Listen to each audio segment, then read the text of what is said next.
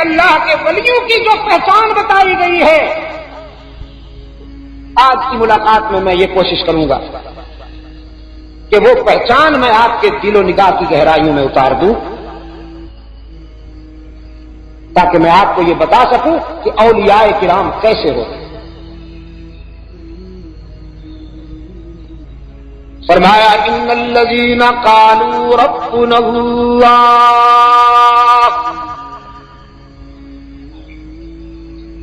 یہ جنرل بات ہے، عام تجزیہ۔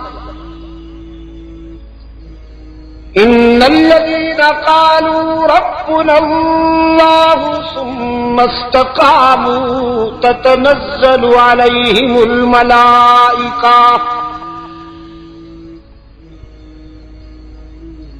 یقیناً وہ لوگ کہ جنہوں نے اعلان کر دیا کہ ہمارا رب اللہ ہی ہے،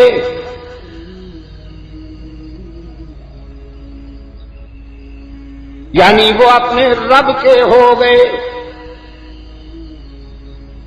سب کو چھوڑ کر رب کے ہو گئے، اور جب کوئی رب کا ہوتا ہے تو آزمایا جاتا ہے،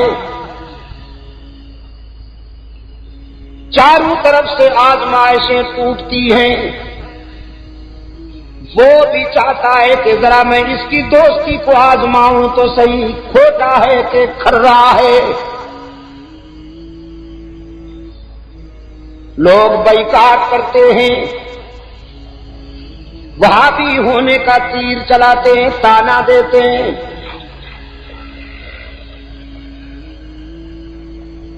لا تنفقوا على من عند رسول اللہ حتى ينفضوا،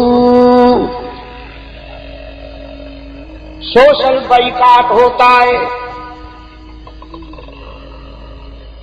اپنے چھوڑ جاتے ہیں، بھائی بند ناراض ہوتے ہیں، مفادات پستے ہیں۔ رب العالمین نے فرمایا میرے سچے دوست ان تمام تلخیوں سے گزرتے ہوئے استقامت کا مظاہرہ کرتے ہیں، میری دوستی میں پختہ ثابت ہوتے ہیں۔ ثم استقاموا، وہ رب کے لیے سب کو چھوڑ کر اکیلے ہو جاتے ہیں۔ تتنزل علیہم الملائکہ، حق تعالی نے فرمایا پھر ہم انہیں تنہا نہیں چھوڑتے، فرشتے قطار اندر قطار اتارتے ہیں ان کی تائید و حمایت میں۔ اللہ تخافوا ولا تحزنوا وابشروا بالجنہ، اور ان کے دل کی گہرائیوں میں یہ اطمینان اتارا جاتا ہے کہ زندگی کے سفر میں تمہیں خوف کی بھی ضرورت نہیں، حزن کی بھی ضرورت نہیں، ہم انہیں جنت کی بشارت دیتے ہیں۔ التی کنتم توعدون، جس کا ان سے وعدہ ہوا، اور انہیں یقین دلایا جاتا ہے نحن اولیاؤکم فی الحیات الدنیا وفی الآخرہ، گھبراؤ نہیں، لوگوں نے تم سے بائیکاٹ کر دیا،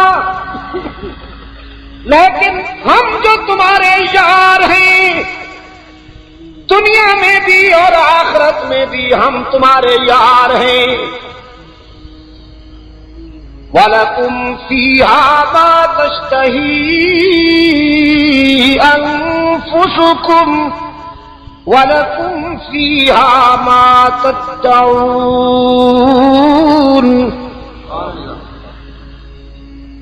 دنیا میں تم نے اس طرح زندگی گزاری جیسے ہم نے چاہا، یہ آخرت ہے یہاں ہم وہ کریں گے جو تم چاہو گے. دنیا میں تم نے ہمیں خوش کر دیا، یہاں عقبہ میں ہم تمہیں خوش کرنے کا فیصلہ کر چکے ہیں. جو تم چاہو گے وہی دیا جائے گا. نزلا من غفور رحیم. یہ تمہارے رحیم اور مہربان رب کی طرف سے عطیہ ہوگا.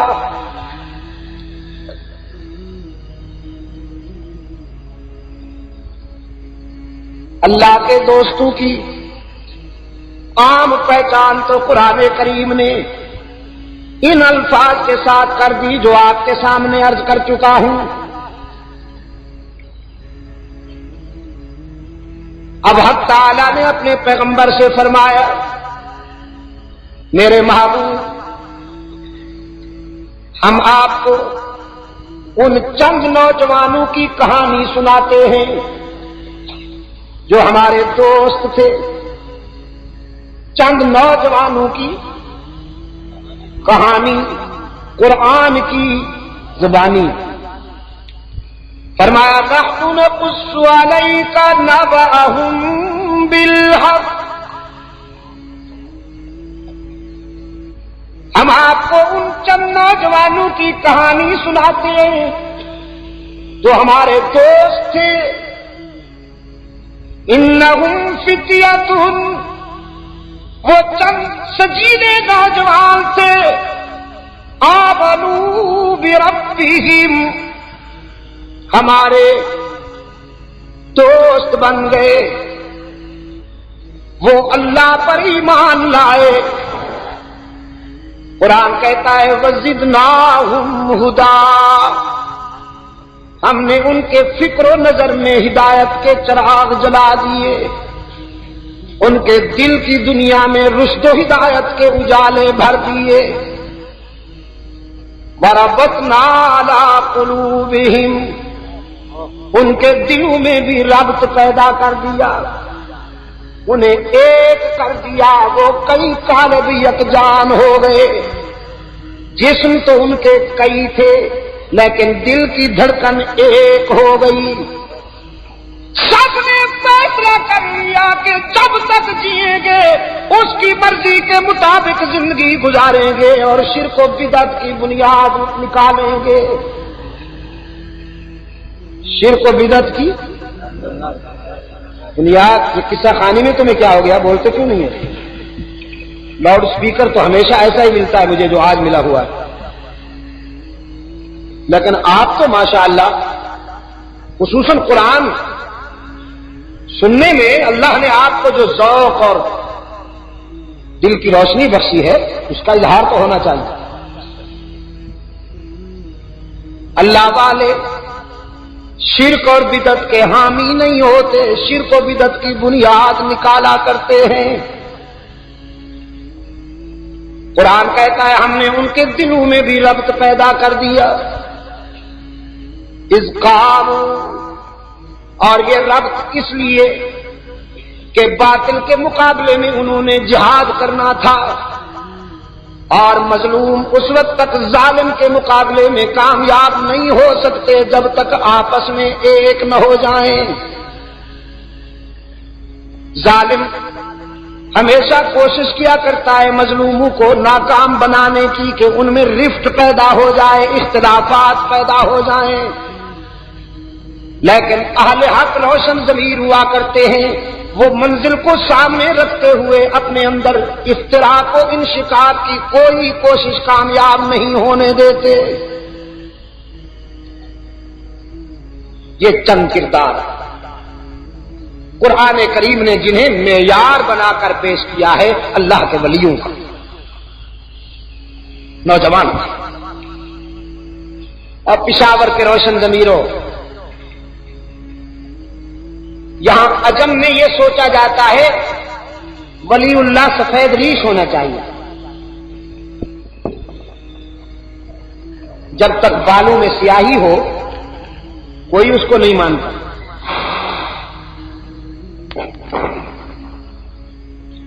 جب اعصاب شکستہ ہو جائیں، کچھ بھی نہ رہے اس کے وجود میں، بالوں میں چاندی اتر آئے، کمر جھک جائے، سر کانپنے لگے، جب کچھ کر نہ سکے تو پھر وہ بھی توبہ کر لیتا ہے سارے خطاؤں گناہوں سے، اور یہاں کا معاشرہ بھی اس کو ولی اللہ ماننا شروع ہو جاتا ہے۔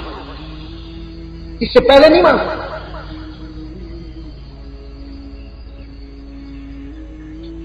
میرے عزیز دوستو، اور میں کہا کرتا ہوں ولایت کا اصل موسم جوانی ہے۔ بڑھاپے میں تو بہرحال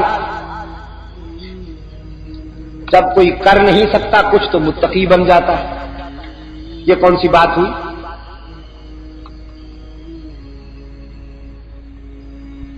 بھیڑیے کے منہ میں دانت ایک نہ رہا، حملہ کرنے کے لیے وجود میں قوت نہ رہی، سامنے بکری آئی تو بکری کو دیکھ کر بڑی شرافت اور بڑے زہد کے ساتھ چپ بیٹھا۔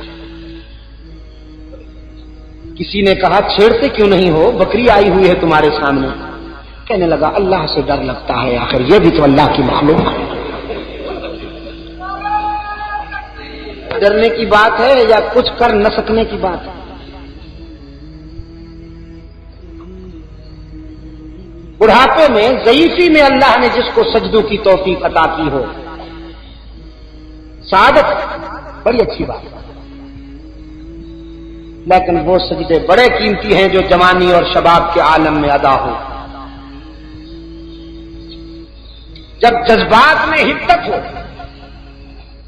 نفس امارہ تعاقب کر رہا ہو، امنگیں شباب پر ہوں، نظر نظر میں، ادا ادا میں، قدم قدم پہ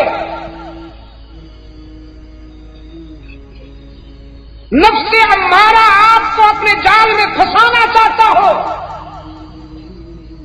اس وقت اگر کوئی جوان اپنی جوانی اور شباب کے تقاضوں کو اللہ کی مرضی کے مطابق ڈھال لیتا ہے اور رات کو بستر چھوڑ کر اللہ کے حضور سجدہ ریز ہو جاتا ہے، اس کے ایک سجدے کا مقابلہ بڑھاپے کے ہزاروں سجدے نہیں کر سکتے۔ اس لیے میرے عزیز نوجوانوں، آپ نے جوانی کو گناہوں کے لیے انگیج کر دیا اور سوچتے ہیں دیکھ لیں گے فتنہ محشر کو بھی، اب تو چادر تان کر سوتے ہیں ہم، جب بوڑھے ہوں گے تو پھر حاجی بن جائیں گے۔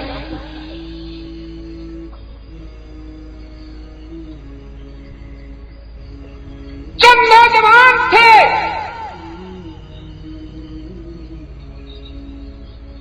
معاشرے میں پھیلی ہوئی برائی کے خلاف جہاد کا عزم کیا، ایک ظالم حکمران کی زیر سرپرستی فتنے پل رہے تھے، فرمایا انہم فتیۃ آمنوا بربہم وزدناہم ھدی وربطنا علی قلوبہم اذ قاموا فقالوا ربنا رب السماوات والارض۔ اس ظالم اور بدعقیدہ حکمران کے اقتدار کی سرپرستی میں آستانہ پرستی عروج پر تھی، میلہ لگا ہوا ہے، قوم کے مختلف طبقے اپنے اپنے خدا ساتھ لائے ہوئے ہیں، کسی کا چھوٹا کسی کا بڑے سائز کا خدا، کسی نے کندھے پہ اٹھایا ہوا ہے، کسی نے سر پہ اٹھایا ہوا ہے، کسی نے جیب میں رکھا ہوا ہے، کسی نے آستین میں لٹکایا ہوا ہے، جھنڈیاں لہرا رہی ہیں، اور گدی نشین لمبے لمبے جبے پہن کر بیٹھے ہیں، کہا جا رہا ہے کچھ لے کے آؤ گے تو کچھ لے کے جاؤ گے، خالی ہاتھ آؤ گے تو خالی ہاتھ جاؤ۔ نذرانے نچھاور کیے جا رہے ہیں، دور سے لوگ چھپتے ہوئے ان گدی نشینوں کے پاؤں آ کر چومتے ہیں، ان کے سامنے سر جھکاتے ہیں۔ یہ صحیح فطرت کے نوجوان اللہ نے جنہیں حق کی سربلندی کے لیے منتخب کر لیا تھا، اللہ کے سچے دوست اولیاء کرام، انہوں نے اس اندھیری رات میں روشنی کا چراغ جلایا، انکار کر دیا ان آستانوں پر سر جھکانے سے، نعرہ لگایا ربنا رب السماوات والارض، ہم تمہارے خود ساختہ آستانوں پر سر نہیں جھکائیں گے، ہم تو رب السماوات والارض کے سامنے جھکنے والے ہیں۔ کیس دائر ہوا، مقدمہ دائر ہوا، ظالم حکمران کی عدالت میں یہ چند نوجوان گرفتار ہو کر آئے، رقیبوں نے رپٹ جا جا کے لکھوائی ہے تھانے میں کہ یہ طبقہ نام لیتا ہے خدا کا اس زمانے میں، گرفتار ہو کر آئے ہیں بادشاہ کی عدالت میں۔ بادشاہ نے نوجوانوں سے کہا تم نے قومی روایات سے بغاوت کی، تم قومی مجرم ہو، تم ہمارے خداؤں کو نہیں مانتے، ہمارے آستانوں کی نفی کرتے ہو، تمہارا کیا عقیدہ ہے؟ سب نوجوانوں نے ایک ہی آواز کے ساتھ اپنا نقطۂ نظر بیان کیا، ربنا ربنا رب السماوات والارض لن ندعو من دونه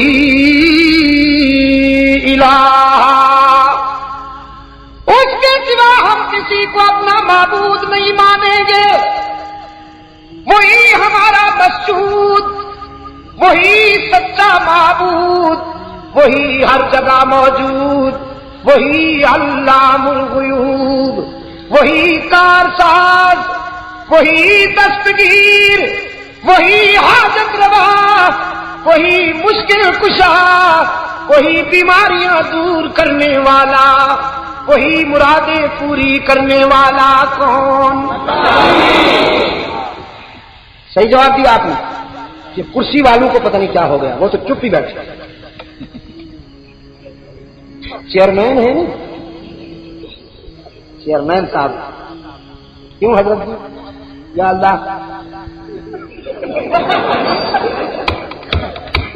حضرت تو خود چیئرمین۔ ہم نے چاہا تھا کہ حاکم سے کریں گے فریاد، وہ بھی تمہارا چاہنے والا نکلا۔ ہماری جبین کی عاجزیوں کے لیے سچا مسجود اللہ ہی، اللہ، بڑا لمبا کھینچا آپ نے، لیکن اللہ ہی۔ اٹک کے پل سے جراثیم آ رہے ہیں، بیماریاں آ رہی ہیں، بھی کی پشاور والوں ہی کے چراغ جلاؤ تاکہ بھی کے بیمار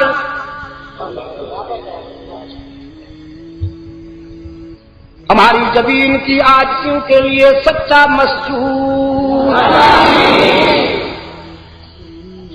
میں آپ سے وہی کہلوا رہا ہوں جو اللہ کے دوستوں نے اپنے اپنے زمانہ میں اس کے بندوں کو یاد دلایا اور کہلوایا۔ یقین فرمائیے سید عبد القادر گیلانی رحمۃ اللہ تعالی علیہ، اللہ مجھے ان کے رضاکاروں میں شامل فرمائے۔ توحید و سنت کا عظیم داعی تھا، مبلغ، یار لوگوں نے قبضہ کر لیا ہوا ہے ان پر، شرک و بدعت کے اڈے آباد کرتے ہیں، نام رکھتے ہیں غوثیہ۔ یا اللہ، عزیز دوستو، چہروں سے بھی پہچانے جاتے ہیں۔ چہرے جو ہوتے ہیں یہ انڈیکس ہوتا ہے انسان کے ہاتھ، دل کی کیفیات کا۔ سورت الرجل تدل علی سیرت، تو میں عرض کر رہا تھا آپ کی خدمت میں کہ یہاں بیماریاں بہت آ رہی ہیں، تو ہی کے سر پہ ذرا ایمان کی قوت سے لگائیے تاکہ بھی کے بیماروں کو اللہ شفا کاملہ عطا فرمائے، اور اگر شفا نہیں ملتی انہیں تو آپ کی ہی کی ضرب میں اتنی حدت ہو کہ وہ پسپا ہونے پر مجبور ہو جائیں۔ فرمایا ربنا رب السماوات والارض، وقالوا ربنا رب السماوات والأرض لن ندعو من دونه إلها لقد قلنا إذا شططا. ہم نے اس کے ساتھ اگر کسی بندے کو شریک بنا لیا تو بے وفائی ہوگی، ناانصافی ہوگی. ہم نے طے کر لیا ہے سارے صدمے اٹھائیں گے، ساری مصیبتیں اٹھائیں گے، رشتے توڑیں گے، تعلقات چھوڑیں گے، لیکن اس سے بے وفائی نہیں کریں گے. ہماری جبین کی عاجزیوں کے لیے سچا مسجود. ہی پہ ضرب لگا کر ذرا دائیں بائیں دیکھتے ہوئے کوئی بھی کا بیمار چپ بیٹھا ہو تو اس سے بھی کہلوائیے ذرا بائیں پسلی میں چوٹ لگا کر. ہماری جبین کی عاجزیوں کے لیے سچا مسجود. چیئرمین حضرات آپ بھی ذرا آپ کا ہی یہاں پہنچے ذرا میرے پاس. انسانی جبین کی عاجزیوں کے لیے حقیقی مسجود ہر جگہ موجود. علام الغیوب اللہ ہی یا اللہ بھی علام الغیوب کارساز و دستگیر حاجت روا و مشکل کشا عزت دینے والا رزق دینے والا بیماریاں دور کرنے والا اولاد عطا کرنے والا مرادیں پوری کرنے والا بغیر کچھ لیے سب کچھ دینے والا نذرانہ لیے بغیر بھی راضی ہو جانے والا. باقی جہاں جاؤ گے لوٹے جاؤ گے پشاور والوں، باقی جہاں جاؤ گے لوٹے جاؤ گے. دکانیں سجا رکھی ہیں یا لوگوں نے زلفیں بڑھا رکھی ہیں، خصوصی اسٹائل بنا رکھے ہیں، اور وہ کہہ رہے ہیں کچھ لے کے آؤ گے تو کچھ لے کے جاؤ گے، خالی ہاتھ آؤ گے تو صاحب کی خدمت کرنی چاہیے. لیکن رب العالمین کے در رحمت سے ہر وقت پکار ہوتی ہے کچھ نہ لے کے آؤ سب کچھ لے کے جاؤ، خالی ہاتھ آؤ دامن بھر کے جاؤ. فرمایا پاس آ ہر آنچ ہستی باز آ کر کافرو گبرو بت پرستی باز آ درگہ ماں درگہ نومیدی دی صد بار اگر توبہ شکستی باز آ. او خطا کار او گناہگار اگر 100 مرتبہ توبہ کر کے توڑ دی نبھا نہیں سکا لا تیسوا من روح اللہ لا تقنطوا من رحمت اللہ.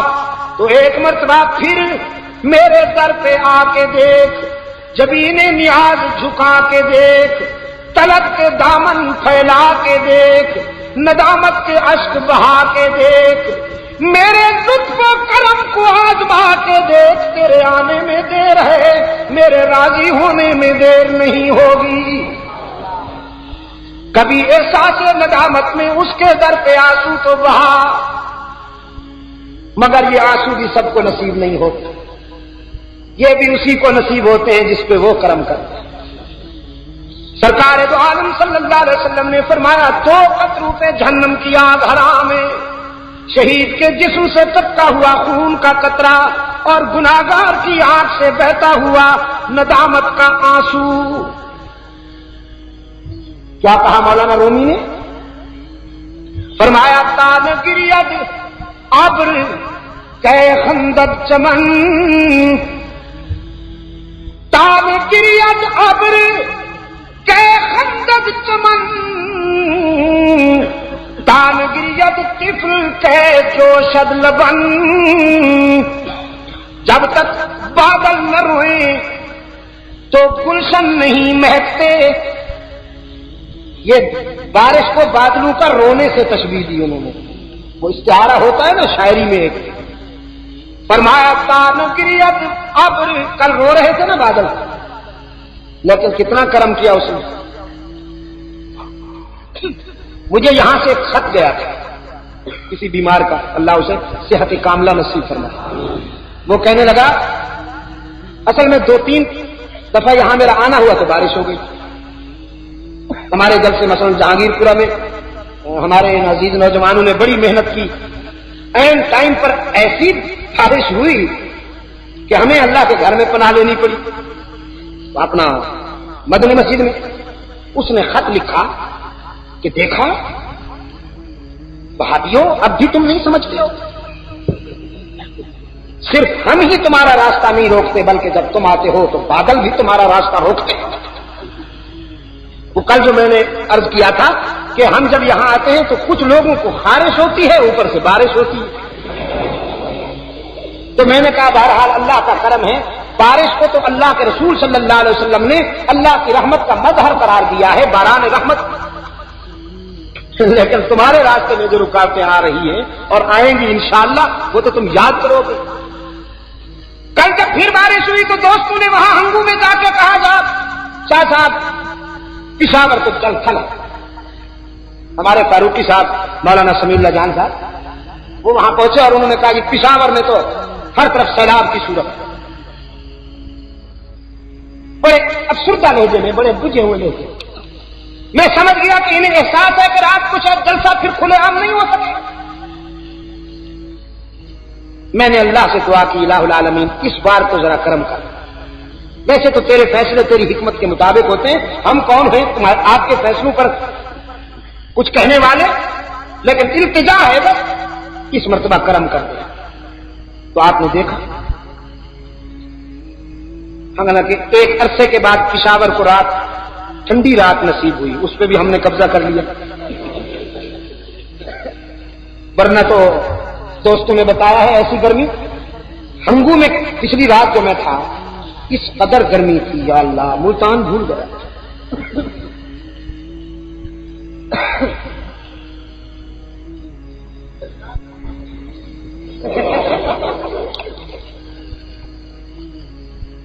تاریخ بدل چکی.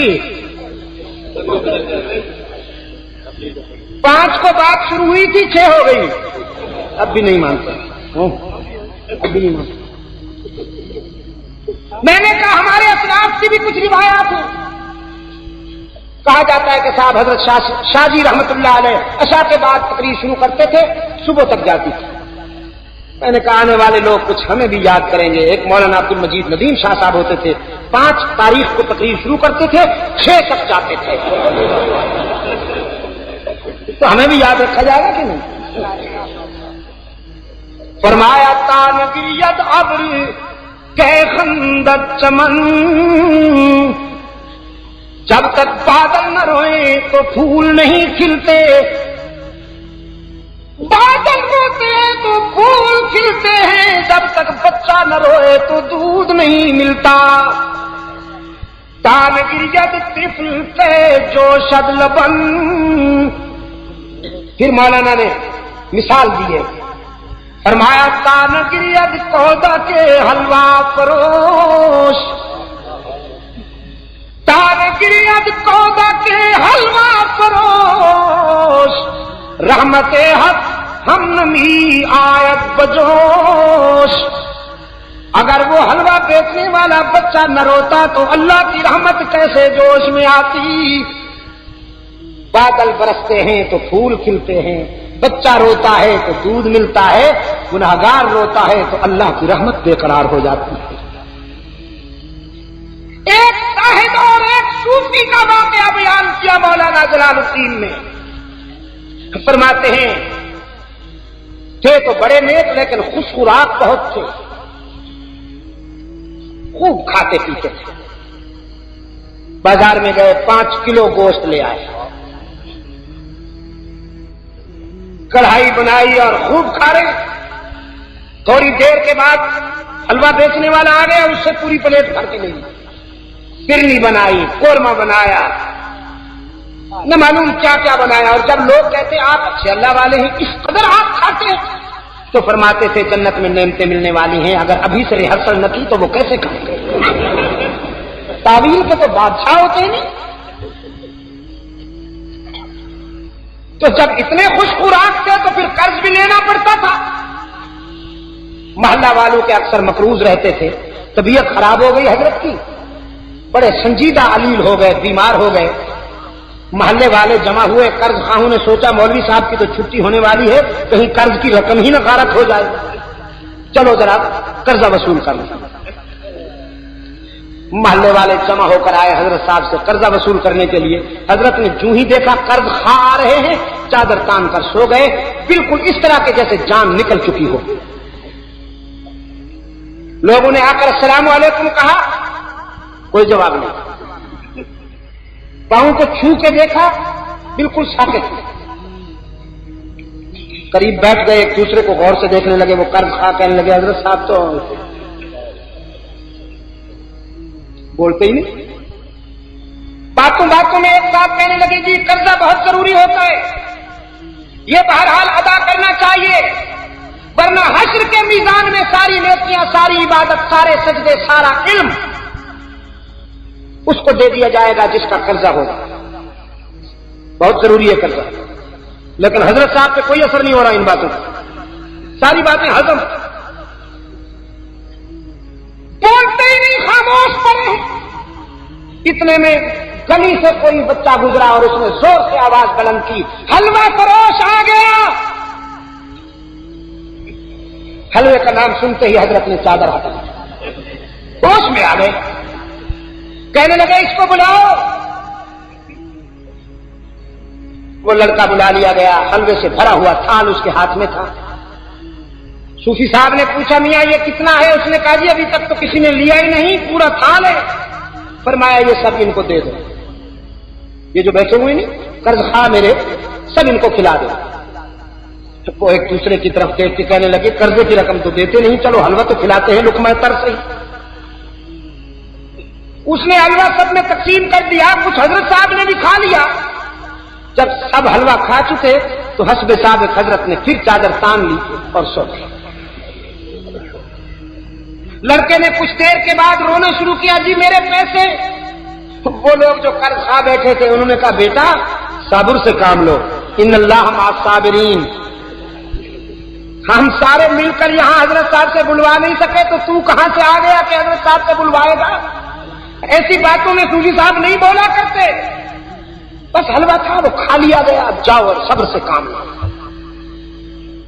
وہ کہتا ہے نہیں مجھے تو ماں مارے گی، مجھے تو باپ مارے گا، یہ دن بھر میں حلوہ بیچتا ہوں تو دال روٹی بنتی ہے، سارا حلوہ یہ چٹ ہو گیا اور یہاں پیسے ملتے نہیں ہیں تو میں گھر میں کیسے جاؤں؟ پہلے وہ سسکیاں لیتا رہا، پھر وہ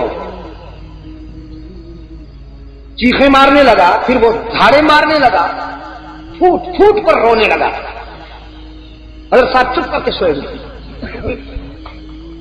کسی نے باہر سے دستک دی، دروازہ کھٹکھٹایا، حضرت نے پھر چادر ہٹائی، کھولو دروازہ، کون آیا؟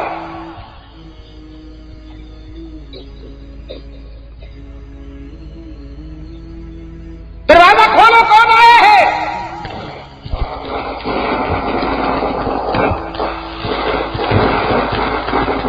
دروازہ کھولا گیا تو ایک ساتھ ٹرے ہاتھ میں لیے ہوئے روپوں کی بھری ہوئی آئے اور کہنے لگے جی یہ ہدیتاً آپ کی خدمت میں پیش کر رہا ہوں، جہاں آپ چاہیں خرچ کریں۔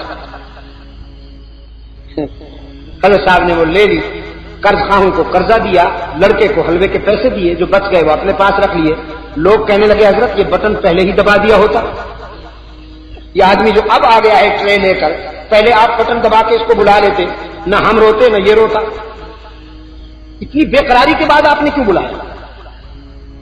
کہنے لگے نہ میں نے بٹن دبایا ہے اور نہ میں نے بلایا ہے، اصل بات یہ ہے کہ تم جب قرضہ لینے کے لیے میرے پاس آئے تو میرے پاس تو تھا کچھ نہیں کہ میں تمہیں دیتا، اور اللہ سے مانگنے کا سلیقہ نہ مجھے آتا تھا اور نہ میں تمہارے اندر وہ خو پائی، وہ جوہر پایا کہ تم رو اور اللہ کی رحمت متوجہ ہو۔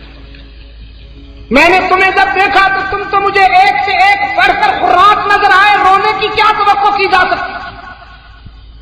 جب یہ لڑکا گزرا ہے گلی سے تو میں نے یہ ترکیب سوچی، اس سے حلوہ لے لیا جائے، اس لیے کہ جب ہم اس کو حلوہ لے کر پیسے نہیں دیں گے تو یہ روئے گا اور اللہ کی رحمت متوجہ ہو جائے گی. تو بچے کی رونے کی وجہ سے اللہ کی رحمت متوجہ ہوئی اور اس نے کرم کر دیا. میری مشکل بھی آسان ہو گئی, تمہاری مشکل بھی آسان ہو گئی. رونے والے کے آنسو کبھی رائے گا نہیں جاتے پشاور کے روشن ضمیروں. تو میں اس لیے عرض کر رہا تھا کہ بغیر کچھ لیے سب کچھ دینے والا کون؟ گناہگار کے آنسو اپنی دامن رحمت سے صاف کر لینے والا کون؟ نوجوانوں نے برملا اعلان کر دیا ربنا رب السماوات والارض. اس ظالم بادشاہ نے ان نوجوانوں کی برادری کے کچھ بڑے ملک بھی بلا رکھے تھے, قطار میں بیٹھے ہیں. وہ بادشاہ کہنے لگا اپنے برادری کے بڑوں کی بات تو مانو, ان کا مذہب تو نہیں چھوڑنا چاہیے تمہیں. لیکن پشاور والوں, توحید کا نشہ بھی عجیب نشہ ہے. نوجوانوں نے کہا اولئک قوم اتخذوا من دونہ آلہہ, یہ ہماری قوم اور برادری کے بڑے لوگ خون میں تو ہمارے رشتہ دار ہیں لیکن فکری راستے جدا ہیں. ہم رب کا سجدہ کرتے ہیں, یہ سب کا سجدہ کرتے ہیں. فرق ہے نا, ہم رب کا سجدہ کرتے ہیں, یہ سب کا سجدہ کرتے ہیں. ہم مجاہد ہیں, یہ مجاور ہیں. جزاک اللہ. ہم یکجائی ہیں, یہ ہرجائی. ہم شیدائی ہیں, یہ حلوائی. ہم خدا پرست ہیں, یہ آستانہ پرست ہیں. یہ ہم میں سے نہیں, ہم فکری راستے جدا جدا ہیں. وہ بھی مشتعل ہو گئے, برادری کے بڑے بھی. بادشاہ صاحب نے بھی خصوصی آرڈیننس جاری کیا. کہنے لگا انہیں مثالی سزا ملنی چاہیے, آنے والی نسلیں بھی یاد کریں کہ انہوں نے قومی روایات سے بغاوت کی تھی. لیکن چند دنوں کی مہلت دیتے ہوئے ان نوجوانوں سے کہتا ہے جاؤ سوچ کر آؤ, اپنے نقطۂ نظر پہ نظر ثانی کرو یا پھر سزا بھگتنے کے لیے تیار ہو جاؤ. قرآن پاک نے فرمایا اذا والفتية الى الكهف, وہ اللہ کے ولی اولیاء کرام, وہ سرفروش نوجوان اللہ سے مدد مانگنے کے لیے ایک غار میں آئے. کہاں آئے؟ غار میں یا مزار میں؟ مزار میں نہیں, غار میں. فقالوا ربنا آتنا من لدنک رحمہ وہیئ لنا من امرنا رشدا. سب نے ہاتھ بلند کر لیے اور عرض کیا او ہمارے معبود, ہمیں مٹانے کی سازشیں تیار ہو رہی ہیں. تو دیکھ رہا ہے نا ہماری دوستی آزمائش میں ہے, لیکن تو ہماری رہنمائی کر, ہمیں استقامت عطا فرما.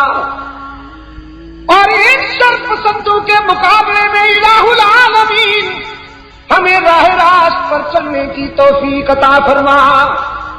پشاور کے روشن ضمیروں, یہ اللہ کے ولی کس کو پکار رہے ہیں؟ کس سے مدد مانگ رہے ہیں؟ قادر سے یا عبد القادر سے؟ رحمان سے یا عبد الرحمان سے؟ عزیز سے یا عبد العزیز سے؟ کریم سے یا عبد الکریم سے؟ اللہ والوں کی پہچان یہی ہوتی ہے کہ وہ مشکلات میں صرف اللہ سے مدد مانگتے ہیں, بندوں سے نہیں مانگتے. اللہ سے مانگنے والوں کی پہچان یہی ہے کہ وہ اللہ کے دوست ہوتے ہیں. رب العالمین نے فرمایا ہم نے اپنے دوستوں کو اپنے فضل و کرم سے سنبھالا. فضربنا على آذانهم سنين عددا، ہم نے فضربنا على آذانهم في الكهف سنين عددا، ہم نے اسی غار میں اپنے ان سچے دوستوں کو سلانے کا فیصلہ کر لیا. سلانے کا، مارنے کا نہیں، سلانے کا فیصلہ کر لیا. وہ تو چند لمحوں کے لیے استراحت کے لیے لیتے تھے، اور ہم نے فیصلہ کیا 309 سال تک سلائیں گے. نیند مسلط کر دی گئی، نیند طاری کر دی گئی. گھنٹے گزرنے لگے، دن گزرنے لگے، راتیں گزرنے لگی. زندہ رہنے کے لیے ہوا ضروری ہے، ہوا کے جھونکے بھی غار میں پہنچائے جا رہے ہیں. سورج کی کرنیں ضروری ہیں. قرآن کہتا ہے ابھرتے اور غروب ہوتے ہوئے سورج کو بھی حکم تھا کہ تازہ دم کرنیں ذرا میرے دوستوں کے چہروں پہ ڈال کر جایا کرو. قرآن پاک نے فرمایا ہم نے اپنے دوستوں کو اس قدر سنبھالا کہ نقلبہم ذات الیمین و ذات الشمال، ہم تو ان کی کروٹیں بھی خود بدلا کرتے تھے. وہ جب بائیں پہلو پہ تھک جاتے تو ہم انہیں دائیں پہلو پہ لٹا دیتے، وہ جب دائیں پہلو پہ تھک جاتے تو ہم انہیں بائیں پہلو پر لٹا دیتے. گزر گئے 309 سال. 300 سنین وازدادوا 9 کتنا عرصہ گزر گیا؟ 309 سال. کذالک بعثناہم لیتساءلوا بینہم، قرآن کہتا ہے اب ہم نے انہیں اٹھایا تاکہ صورتحال واضح ہو. قال قائل منہم کم لبثتم قالوا لبثنا یوما او بعض یوم، ان میں سے ایک نے پوچھا کتنی دیر سوئے ہو؟ کہنے لگے آج تو بڑی غفلت ہو گئی ہے، پورا دن سوئے ہیں یا دن کا اکثر حصہ سوئے ہیں. لبثنا یوما او بعض یوم. اب اس پر بحث ہونے لگی. کچھ کا اصرار تھا پورا دن سوئے ہیں، کچھ کا اصرار تھا نہیں کچھ حصہ سوئے ہیں. بحث ہونے لگی. قالوا ربكم اعلم بما لبثتم، تو فیصلہ کرنے میں کہنے لگے پیسوں تکرار کی کیا ضرورت ہے، جس نے سلایا تھا وہی جانتا ہے، ہم کیوں تکرار کریں؟ سلانے والے کو معلوم ہے کہ کتنی دیر سوئے ہیں. فَبَعَثُوا أَحَدَكُمْ بِوَرِقِكُمْ هَٰذِهِ إِلَى الْمَدِينَةِ، بھوک لگی ہے کھانا لینے کے لیے ایک آدمی کو ذرا بھیجو تو کھانا لے آئے. نہیں لگی تو 300 سال نہیں لگی، اور لگی ہے تو نقد لگ گئی ہے. آگے بڑھنے سے پہلے کچھ مسائل و عبر ہیں، ان پر تذکرہ کرتا چلا جاؤں. غار میں سونے والے اللہ کے سچے ولی، اللہ کے برگزیدہ بندے کتنی دیر سوئے ہیں؟ جلدی جلدی سے 309 سال. لیکن جب پوچھا گیا کم لبثتم تو جواب دیا دن یا دن کا کچھ حصہ. معلوم ہے انہیں کہ کتنی دیر سوئے ہیں؟ معلوم ہوا کہ اولیاء اللہ کے سچے دوست غیب دان نہیں ہوتے، وہی جانتے ہیں جو اللہ انہیں بتائے، اور جو اللہ نہ بتائے وہ نہیں جانتے. دوسری مصیبت کی بات، 309 سال تک سوئے ہیں. یہ تو سو رہے تھے لیکن کائنات تو نہیں سو رہی تھی. نظام کائنات تو جاری و ساری تھا. پرندے بھی چہکتے رہے، طوفان بھی گرجتے رہے، بادل بھی اور بجلیاں بھی کڑکتی رہیں، انسانی قافلے گزرتے اور شور کرتے رہے، باد سرسر کی طغیانیاں بھی چلتی رہیں، لیکن کسی آواز نے انہیں ڈسٹرب نہیں کیا. کوئی آواز انہوں نے نہیں سنی. یہ فوت ہو چکے تھے یا زندہ تھے؟ تو زندہ ولی کچھ نہیں سن رہے.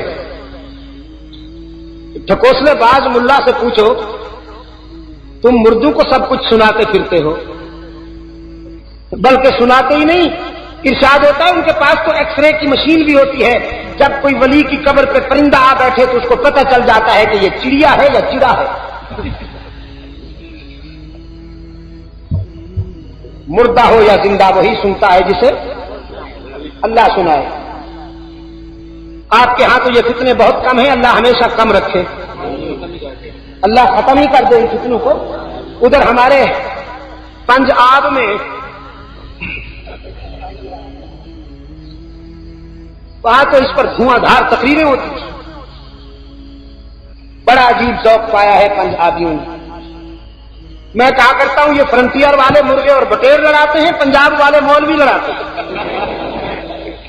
ایک پارٹی نے ایک مولوی منگوا لیا، وہ ان کو مشرک قرار دے گیا، دوسری نے دوسرا منگوا لیا، وہ ان کو کافر قرار دے گیا، اور پبلک فری سٹائل دیکھتی ہے، انہیں مزہ آتا ہے۔ میرے عزیز دوست،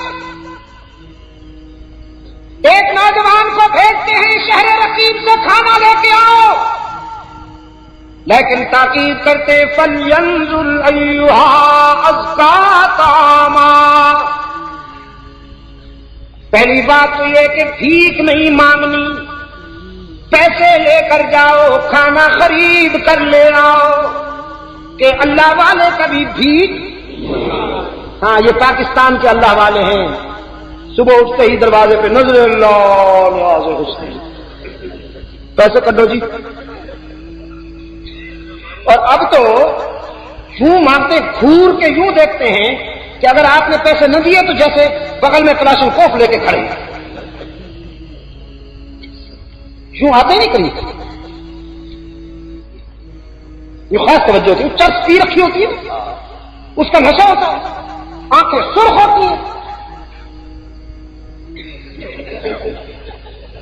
یعنی اگر آپ نے نہ دیا تو ادھر سے ریوالور رکھا۔ میں نے کہا یہ منگتا ہے یا ہائی جیکر ہے؟ فرمایا فَلْيَنظُرْ أَيُّهَا أَزْكَىٰ طَعَامًا۔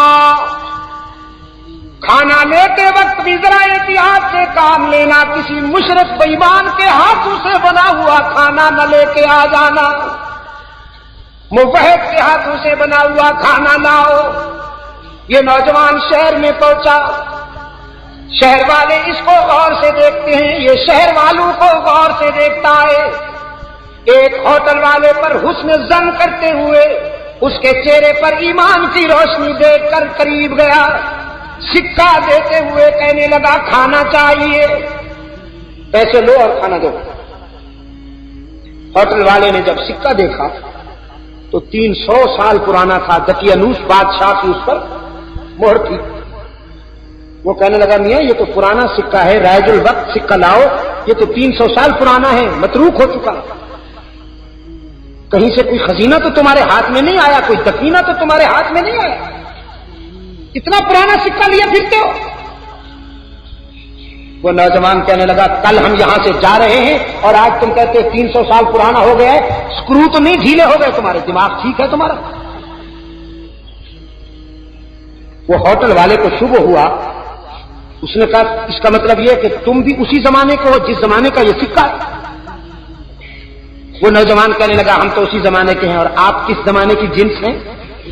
اب کون سا زمانہ ہو گیا؟ ہم تو اسی زمانے کے ہیں جس زمانے کا یہ سکہ ہے۔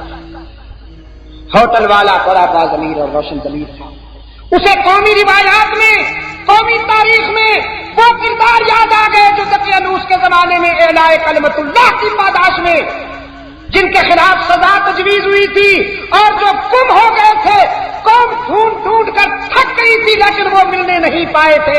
اسے شبہ ہوا کہ کہیں وہ ان میں سے تو نہیں، ہاتھ پکڑ کر نوجوان کا کہتا ہے کہیں تم ان میں سے تو نہیں ہو جنہوں نے دقیانوس کے زمانہ میں اللہ کی توحید کا پرچم اونچا کیا تھا اور شرک کے خلاف جہاد کیا تھا؟ وہ نوجوان کہتا ہے ہاں الحمدللہ ہم وہی۔ تو کیا اب زمانہ بدل گیا؟ اس نے کہا 300 سال گزر گئے، نہ دقیانوس رہا، نہ اس کا اقتدار رہا، نہ اس کے وہ عقائد رہے، اب تو الحمدللہ ایک مرد مومن برسر اقتدار ہے، وہ خدا شناس ہے، عابد شب زندہ دار ہے، قوم کو بھی اللہ نے آپ کی جدوجہد کے نتیجے میں اللہ نے فضل کیا ہے کہ قوم کو بھی اللہ نے صحیح عقیدہ عطا کیا ہے. جب یہ نوجوان پکڑا گیا عین اسی وقت بادشاہ جو تھا سجدے میں اللہ کے حضور رو رو کر دعائیں کر رہا تھا. الہ العالمین، کچھ لوگوں کو موت کے بعد زندہ اٹھنے کی حقیقت سمجھ میں نہیں آ رہی. وہ کہتے ہیں مر جائیں گے، خاک میں مل جائیں گے، کون اٹھتا ہے؟ الہ العالمین اپنی طرف سے کوئی ایسی دلیل اور برہان عطا فرما کہ تیرے ان بندوں کو بات سمجھ میں آ جائے. اسی وقت اس نوجوان کو قوم پکڑ کے لائی. بادشاہ کے مسکن کے باہر شور بلند ہوا. اس نے دیکھا کہ قوم آئی ہوئی ہے، ایک نوجوان کو پکڑ رکھا ہے. جب اس نے صورتحال سنی تو سمجھ گیا کہ اللہ کی طرف سے برہان آ گیا. اس نے اس کا ہاتھ اونچا کر کے پوری قوم کے سامنے پیش کیا.